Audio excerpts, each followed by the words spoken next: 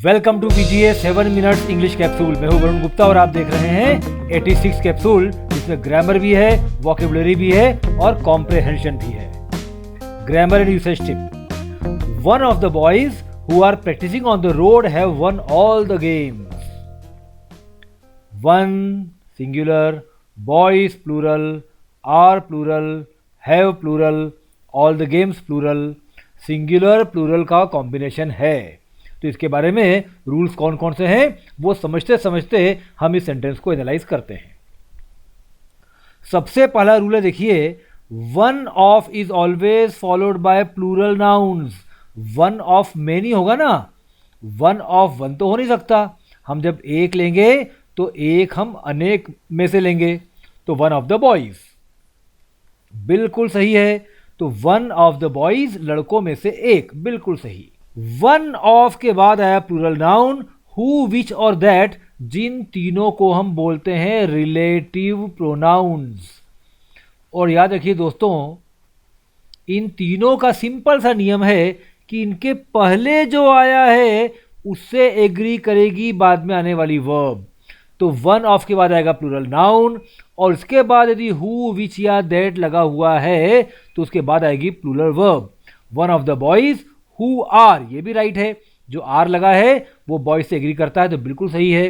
तो one of के बाद आएगा प्लूरल नाउन, इसके बाद में यदि हु, विच या दैट है तो इसे ठीक बाद में हमको प्लूरल वर्ब लगाना है। तो यहां तक सेंटेंस बिल्कुल सही है। आगे बढ़ते हैं दोस्तों। वन ऑफ के बाद प्लूरल नाउन, उसके बाद हु, विच या दैट रिलेटिव प्रोनाउन, बाद में plural verb is followed by singular verb. क्यों, अब जरा समझिए। The boys who are practising on the road, ये पूरा अपने आप में एक फ्रेज है। वो लड़के जो सड़क पर प्रैक्टिस कर रहे हैं, one of the boys who are practising on the road, उनमें से एक। तो यहां पर जो आपने लगाया है हैव, ये तो इस वन से एग्री करेगा, तो इसलिए इसके बाद लगाएंगे सिंगुलर वर्ब।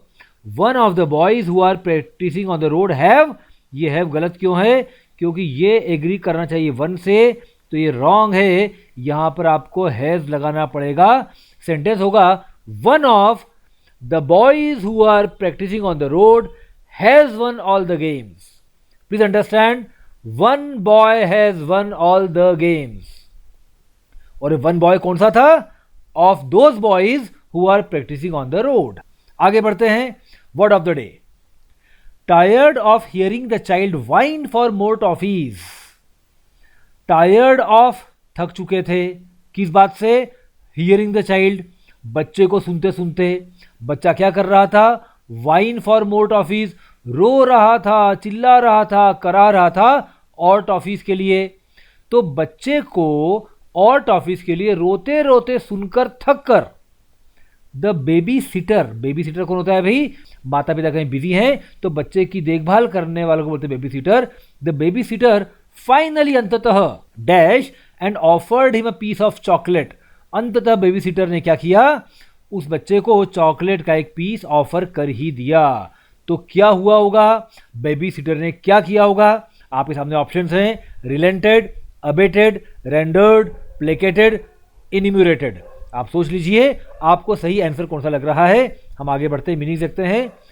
रिलेटेड का मतलब होता है लेट समबडी डू समथिंग, किसी को कोई काम करने देना, एग्री हो जाना, कंसीड करना, मान जाना, मतलब आप रिलेंट हो गए।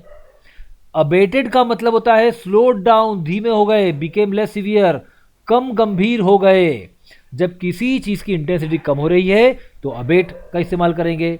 रेंडर्ड का मतलब होता है उपलब्ध कराया, कोई सेवा उपलब्ध कराई, कोई सपोर्ट उपलब्ध कराया, कोई असिस्टेंस उपलब्ध कराया।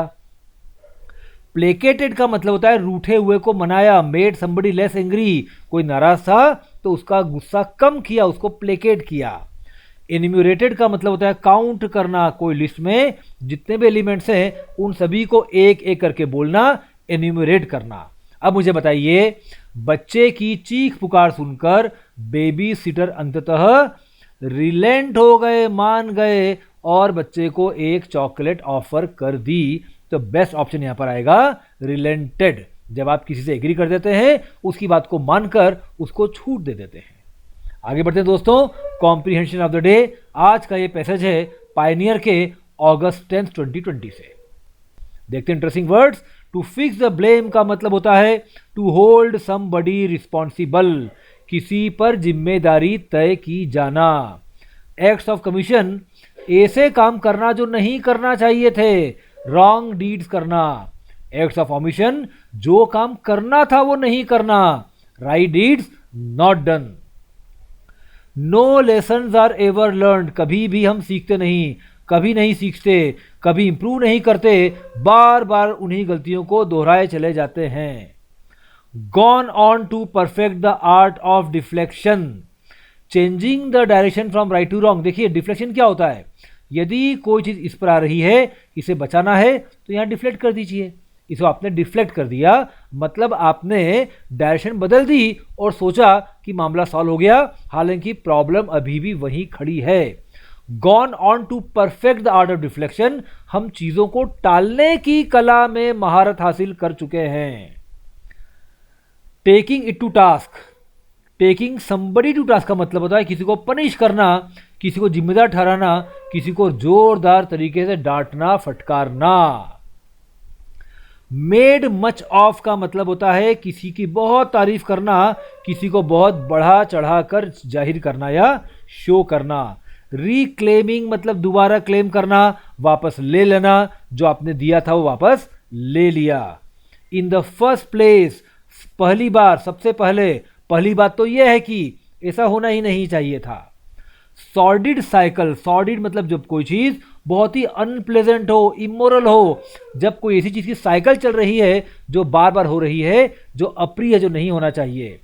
क्लीशेड का मतलब होता है जो चीज कई बार दोहराई जा चुकी है, जिसको बार बार बोलकर कोई घिसा पिटा हो चुका है, उसे कहेंगे क्लीशेड। और ट्रॉटेड आउट मतलब सामने लाके प्रस्तुत करना, सामने लाना, सामने बाजार में चलाने की कोशिश करना।